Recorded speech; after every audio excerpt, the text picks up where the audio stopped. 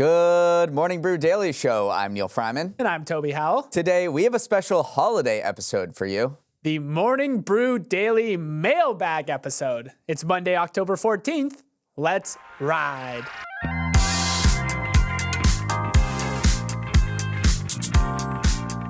If you get to stay home today for the federal holiday, hope you didn't forget to shut off your Monday through Friday alarm. That will get you. The Morning Brew office is closed for Indigenous Peoples Day, so we are taking a quick one-day break from the news cycle for a special mailbag episode to answer some of your questions, ranging from the serious to the would you rather. You all did not disappoint, except for the person who asked, why did I dye my hair blonde if it looks so bad? That immediately was deleted, and I don't want to look at that again. Rude. But yes, this is one of our favorite episodes of the year, so can't wait to dive in. But first, a word from our sponsor, Wendy's. So everyone knows we wake up at an ungodly hour to film this show, and after we finish filming, there's only one thing that's on our mind: breakfast, specifically Wendy's breakfast. Oh yeah, there's that one on 14th Street that always comes in clutch. Okay, so hit me with your go-to order. Gotta go with the Wendy's breakfast burrito. Don't leave the people hanging. Tell them what's in it. We're talking fresh cracked eggs, seasoned potatoes, American cheese, bacon or sausage, all rolled up into a nice warm tortilla. All right. Let's get through this show because I am ready for breakfast number 2. If you are looking for a delicious breakfast on the go, head to your nearest Wendy's to try the Wendy's breakfast burrito. Now, without further ado, Neal, what is our first question? All right, this first one is a absolute softball from Brian from Atlanta. If you could make a MBD time capsule episode that would be released in 100 years, what would you cover in the episode? Yeah, just really easy to ease our way in here. Keeping it high level, I think the biggest thing that we will take from this era is AI. Either it's going to be the transformational technology that makes all of our lives look different, or it's going to be a massive bubble, the likes of which will probably make investing textbooks for a long time to come. So either way, whatever way it pans out, I think AI will make that episode. The other topic that I think could potentially make it in is AR or VR, simply because Mark Zuckerberg, who was on the show, said that he thinks wearables like glasses are going to replace the iPhone eventually. So if that happens, I think this will be an important period in time to document when that technology is first starting out. And then the third thing, I was just thinking about the Google antitrust trial. If Google does get broken up and it starts this mass sort of antitrust enforcement action against big tech, that could potentially make the history books because we've only really had one big trust-busting era in the US so far. So if we have another and it does target big tech, I think that could make the time capsule. So those three things, AI, AR/VR, and potentially antitrust. All right, so it's very focused on tech. Very tech focused, but that's who you are. I would say so. I was thinking like banking regulations, stuff like that. But is there any industry that I'm missing that comes to mind?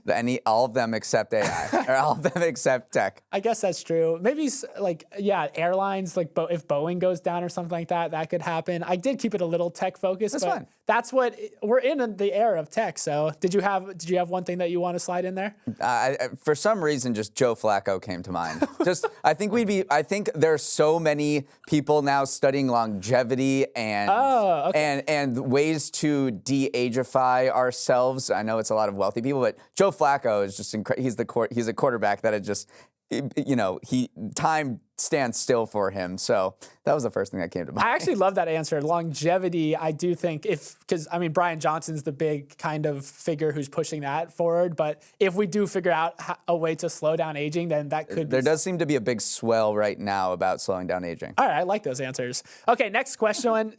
This one's from Fit Daddy Lane on Instagram. Okay, Fit Daddy. What is your weirdest or favorite economic indicator? Okay, there is a bunch of weird ones if you look around. So I'll just rattle off a few that caught my eye that I do love to look at when maybe we're in a recession or not. One of them is the car salesman closing time indicator, which is the concept that the quicker salesmen are to discount cars on their lots, the weaker the economy. And if you just go back to 2008, discounts spiked during, obviously, the recession of 2008. Ford, GM, Chrysler had a ton of inventory. So that is the car salesman closing time indicator. Are you buying it? A lot of these are certainly not actually real. No, I think that is real for sure. I mean, I thought you were saying, are you buying a car? I said, absolutely not, no. No, this one does seem more maybe legit, which is the champagne indicator, which says that when champagne sales are down, that means we're in an economic recession. People are feeling down about themselves. Let's go back to, the Great Recession of 2008, 2009. In 2006, 2 years before that, shipments of champagne to the U.S. hit 23.1 million bottles. Go to 2009, and shipments fell to 12.5 million bottles, so almost a cut in half. And that one makes sense to me. You're just not partying. If there's nothing to celebrate, then you're not celebrating. That one I'm more on board with. Yeah, and actually earlier this year, LVMH's champagne sales declined by 12%. And the guy who leads that said, maybe at the current global situation, geopolitical or macroeconomic, doesn't lead people to cheer up and open bottles of champagne. So it was a direct nod to the champagne indicator. And then the final one is the Super Bowl indicator, which is absolutely airtight. This one comes from 1978. The theory states that if a team from the AFC wins the Super Bowl, the Dow Jones will decline in the upcoming year. And then if a team from the NFC wins the Super Bowl, the Dow Jones will rise for that year. And before you roll your eyes, at the end of 2022, the indicator had a success rate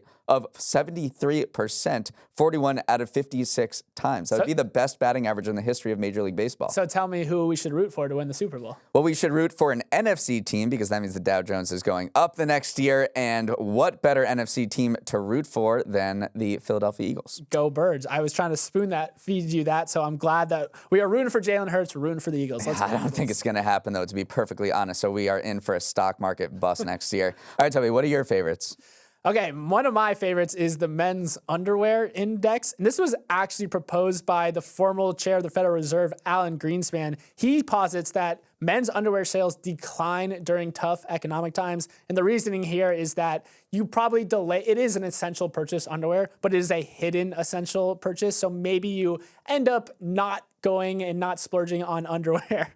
You delay replacing your underwear in times of economic hardship. So if you ever are looking at, if they're in a recession, just go peek in a men's underwear drawer. Don't do that unless you know the man, but that's one. And then the other one is haircut frequency. So during recessions, people probably get haircuts less. So if you start seeing people wearing their hair a little longer, if the style comes back, maybe the mullet comes back, that could mean we're actually just in a recession because people don't want to spend money on getting haircuts.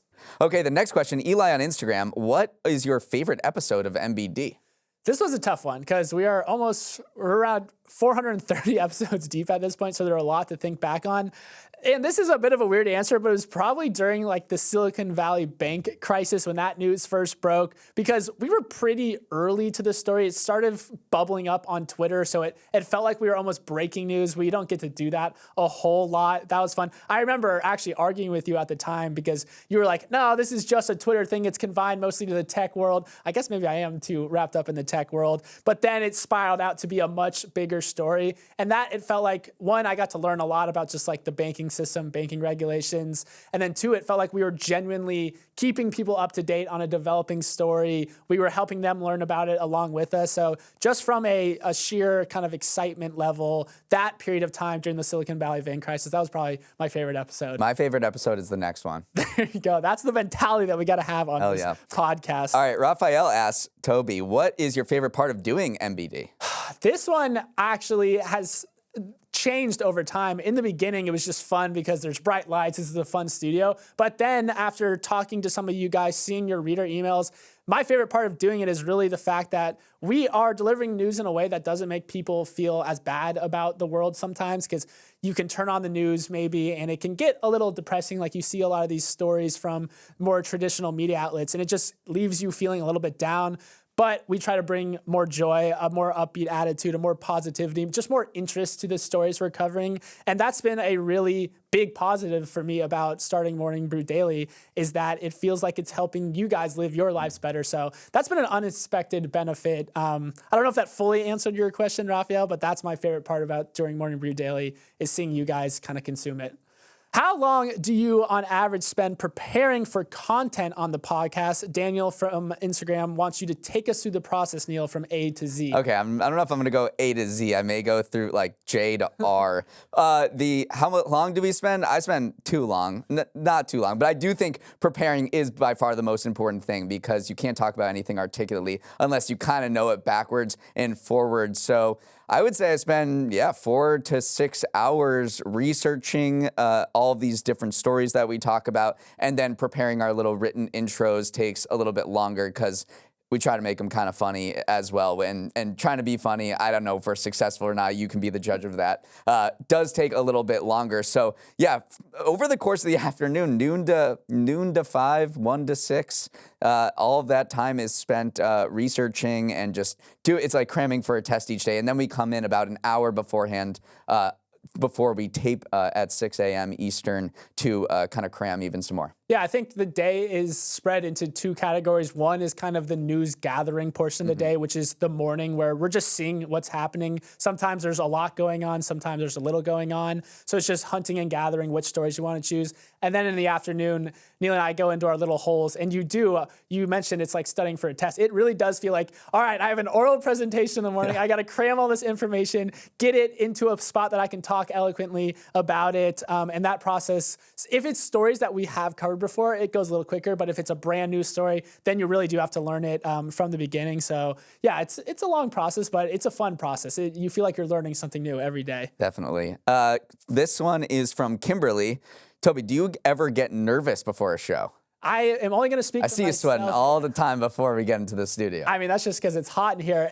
In the beginning, I think I did get nervous because, again, I mentioned the lights. Like, we do have a studio here. It feels like you're on a set of a production. And that was always like my heart rate would get up a little bit. Now it's a little bit less so just because, again, 430 episodes in, inherently it's going to get a little easier. It feels more natural. But I think go back to listen to some of those early episodes. You'll see maybe some of the nerves come out because we were a little lower energy. We weren't as confident, but now we are in the swing of things. I think you feel probably I feel the same way, yeah.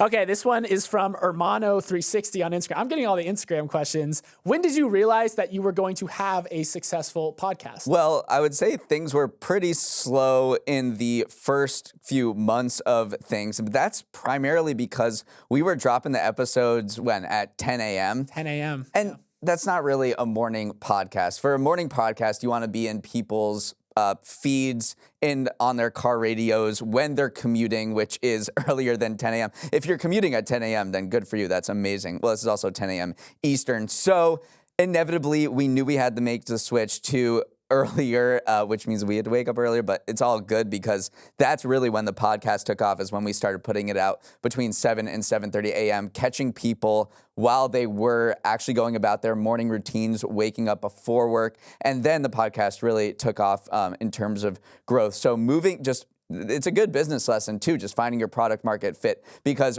trying to release a morning podcast that tries to get people caught up to date in the news before they go about their work, you can't do it really at 10 a.m. and be successful. So just that little switch definitely helped us. I was shocked when we made that switch. I thought it'd be like this slow kind of, maybe a gradual rise in downloads. As soon as it published at 7 a.m., it almost doubled like overnight, because clearly it is just a much better time to release an episode. It is product market fit. So that was crazy. That was probably the biggest spike, is from 1 month to the next, going from 10 a.m. to 7 a.m. It absolutely shot up. And then from there, it's just been this steady rise, which again is thanks to you all, the listeners, because really the only way you can grow a product or a podcast is by having you tell your friend, like, hey, I listen to Morning Brew daily. So from there, it's been this slow and steady growth. And it is a lot bigger from when we launched it. So again, shout out to you all, because without you, it wouldn't be what it is today. We'll be right back with more mailbag questions after the break. Okay, we have one from Catherine. What happens if Neal or Toby calls in sick last minute? Is Kyle, who is our super sub, waiting in the wings? This was an interesting question to think back on, because we have never called in sick. That's not to say we've never missed an episode. We have weddings, we have vacations from time to time, me more than Neal probably, but neither one of us has ever missed a show for being sick. You can hear us right now. Yeah. We are knocking on wood in the studio. 430 episodes, no sick days so far. But yes, if that were to happen, Kyle does live relatively close by. Hopefully we would be feeling sick before we went to sleep, so we could kind of say like, hey, I might tap you in. But yeah, I think Billy Menino on audio has said he also wants to come in, so he could be a last minute person. We should. It's either Billy Menino or maybe Neal does the episode solo. I've always wondered, could one of us pull off a solo episode? It would be interesting. It wouldn't quite be as energetic, but I would like to try. People listening are like, nah. No, thank you. No, thank you. Okay, this one, I actually don't know who it's from, but this is a great question. What did you think your career would look like when you graduated college, and how does it compare to what actually came to be? I am a fresh grad, a little disoriented at the moment, so what is your advice, Neal? Ooh, when I graduated college, I did not know what my career would be, so I didn't think it would be a podcast or anything else. I studied history at the University of Maryland, did teaching for a year, went to grad school for urban planning because I'm very passionate about cities and geography, worked in that field for a little bit, and then randomly saw a LinkedIn post from Alex Lieberman, who was the co-founder of Morning Brew. I read the Morning Brew email in 2017 when it was very early days, and I was just like, I think I could do that better than it is now. I like reading the news just on my own. I'm down to get paid for it. I like making things funny, which is what Morning Brew's newsletter style was all about. Didn't really know anything about business, which was a problem. I didn't know like why Warren Buffett was famous or what an IPO stood for, anything like that. So it was an education to read the Wall Street Journal, but now I think I love the business world and it's super fascinating, and you can just learn anything that you want, that you applied to if you're just a curious person. So I guess to answer the question, sorry, I did not necessarily see myself in this role, though it was always in the back of my mind to be somewhat of a journalist or in the radio or anything like that, because when I grew up, I would just binge SportsCenter, and I thought those anchors were the coolest people in the entire world, and my dream job was to be a SportsCenter anchor. It does feel like you can't know in the moment how your career or life is going to play out, but when you look back, you can see the little inklings here, the little inklings there that led to us landing in this podcast chair, maybe led to you figuring out what you guys wanted to do in your careers. But it does feel like just follow your interests, take the leap if you do find something that interests you, and you don't know how it's all going to piece together, but it usually does looking back. So you, unknown, fresh graduate, little disoriented at the moment, hopefully you took something away from that. Yeah, and this one actually dovetails into that nicely because it goes into Toby's career journey. This one's from Mateo. How did you guys meet? How did me and you meet, Toby? Neal hired me. That's our origin story, is that when I was also a fresh-faced grad, no idea what to do, I actually originally applied to Morning Brew by trying to tell Neal that Morning Brew should launch a sports newsletter. So I actually wrote an entire Morning Brew themed sports newsletter, sent it to him, sent it to Neal's boss. They kind of politely said, oh, this is nice, but we're definitely not going to launch a sports newsletter. Come apply for a role as a daily newsletter writer. And Neal was the editor of the newsletter. I took a bus to New York from Maine. I sat down, I wore my nicest outfit. I brought my resume, sat down with Neal actually, and he interviewed me for the role. You never did ask for my resume, by the way, which I thanked you for. It's all online. It's all online. And so he hired me at Morning Brew, started as a newsletter writer under him, and then we ended up becoming podcast hosts later. That is a great story, Toby. Okay, I remember it like it was yesterday. Nicholas H. asks, when college football first started, Toby did not have a preferred team or university, and I never recall hearing which one he picked after the people sent emails about backstories on why to pick their university. And there were so many emails asking you to root for their college. Can you let me know which one he picked? So, Toby, which one did you pick? Okay, Neal was right. You guys are very passionate about the universities and colleges that you went to, so I got a lot of good emails. And the one I actually ended up picking was Indiana because, one, they are having one of their best starts of their seasons ever. They are 6-0, best start since 1967, 3-0 in Big Ten play. They haven't trailed in any game so far, so very impressive stat. And they're an underdog program, let's be honest. Indiana's not known for their heavy-hitting football team. They're more of a basketball school, but they got this transfer QB, Curtis Roke from Ohio University. And then also, but truly the one reason I picked it is after every single game so far this year, the person who originally emailed me about Indiana has followed up and said, it's not too late to get on the bandwagon. Like, we're 6-0 at this point. Like, it might be too late, but we're still welcoming. So for just the persistence alone, let's go Hoosiers. I'm rooting for you guys. Okay, finally, we're going to head to our last segment, which is rapid fire questions, which are exactly what they sound like. These are some of the more hypothetical, some of the more goofier questions you guys answered. So we're going to run through them really quickly. Neal, try to keep your answers to like 1 to 2 sentences, but I'll let it slide if you go above. First question if you were a superhero, but your only power was that you could summon any snack instantly, what would your superhero name be? Fig Newton Man? Does that one work? That one, I don't even know. I don't even like Fig Newtons, but that one just rolls off the tongue. I also thought of one that could be good, the Sour Patch Kids. Oh, right. I like that. You were trying to come up with ones that didn't just follow like blank man. Yeah. Yeah, so I do like the Sour Patch Kids. Yeah, and then this one was maybe more of a villain, but the Twizzler. Oh, the Twizzler. Yeah. These are really good, actually. You shoot Twizzlers. No, I put in more thought to this answer than any other one. Okay, good, because I didn't think about it at all. I was hoping you'd come up with a good one for that, but I'm going to start calling you the Twizzler. That one's pretty good. That was good. Okay, this one's from Dan. Toby, what fruit do you think you could throw the farthest? Okay, I went 2 thoughts on this. Number one that came to mind first was the apple, because it's shaped like a baseball and you could just huck that thing. But I actually think maybe a lemon or a lime that is shaped like a football, a little of that aerodynamics, maybe that like Nerf football throw. Also good grip on it as well. So my answer is either like a hefty lemon or just like a nice Macintosh apple that you could really huck out there. What if I put some laces on a watermelon? That's too big. Like on a small watermelon and just turn it into a football. I know. Well, I think I'd rather go lemon because, like, being quite frankly, I have very small hands, so I don't think I could get my hand around a watermelon very well. But a lemon, this makes me really want to go out there and start testing fruits, throw my arm out. But yeah, I think a lemon, a lime, or an apple. What about throwing a banana like a boomerang? Wow, Neal really wants in on this. Well, I just like the different styles of throwing that you could possibly do and not just a baseball format. I just think banana would probably break. An unripe banana, maybe. It could do the most damage as a weapon, but maybe not get the furthest. But I like where your head's at.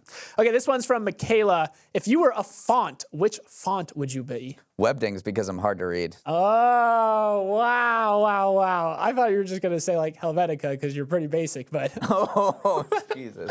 Webding, Comic Sans because I'm goofy and no one uses me. Lord. Times New. All right, you're just talking about yourself. I know. Sorry. That's a good answer. Webdings. This one is from Sophie. If you could put a high-speed rail between 2 cities in the U.S., what would you choose and why? Okay. Obviously, I'd want to connect all of the United States with high-speed rail, but the 2 cities that came to mind are Pittsburgh to Chicago, because driving through Ohio and northern Indiana, no offense to Indiana, Gary, Indiana, is so boring. Yeah. That's probably the most boring driving outside of perhaps Kansas in the United States. So being able to just cruise in a train with some Wi-Fi and not having to think about stopping for gas in northern Indiana or Ohio. People are going to hate me from those 2 places. No, but I've driven through them, and they are, objectively pretty boring to drive through. So if you could just be on a train, Pittsburgh to Chicago, I don't know why you would go from Pittsburgh or to Chicago. You probably have some reason, but those would be the 2 cities that I could connect. What about you? What about for like more personal reasons? If like you didn't actually care about the good of the country, this is just like personal Neal train, what would you want to connect? From the outside of my house to really any golf course would be amazing. The golf course train line, the northern golf. Down to Pinehurst or something. Ooh, a southern like a train. direct, because. That's a good answer, honestly. Massachusetts to North Carolina, Here in Brooklyn too. Up to the eastern seaboard, just little pit stops everywhere. You're more of the public transport guy, so that's why you got that question. And I'm just gonna piggyback on both of those answers. All right. Finally, this is from Sophie. What's in the mugs? Oh, yeah. Okay, so for anyone who doesn't watch us on social media or doesn't watch the pod on YouTube, which you can if you want to see our faces, we have these 2 Morning Brew daily mugs on our desks. First of all, I think there's still some available at our store. If you go to the Morning Brew shop, you can buy these mugs. They say, "Let's ride" on one side. You get it because that's what I say. And then also the logo on the other side. And inside the mugs is actually whiskey. No, I'm just kidding. There's nothing inside the mugs. Although some days Kyle does do the show, and I've noticed he brings coffee and fills it up with coffee. So we should put coffee in there, but there's a lot of expensive electronic equipment around, so we're not technically allowed to actually bring liquid in. But if we did, we put a nice cup of Joe in there. All right, well, thanks for all of your questions. I think that is it. We'll definitely do this again in some upcoming holiday, but we're just going to wrap it up here. And thanks so much for joining us on this holiday episode. Or if you have the day off, then enjoy that. If you don't have the day off, well, hope it's just a regular workday. That's not too bad. If anything you heard sparked any follow-up questions, feel free to send them to our email, morningbrewdaily@morningbrew.com. Let's roll the credits. Emily Milliron is our executive producer. Raymond Liu is our producer. Olivia Graham is our associate producer. Uchenna Ogu is our technical director. Billy Menino is on audio. Did you really think we were going to answer any questions about hair and makeup? Devin Emery is our chief content officer, and our show is a production of Morning Brew. Great show, Daniel. Let's run it back tomorrow.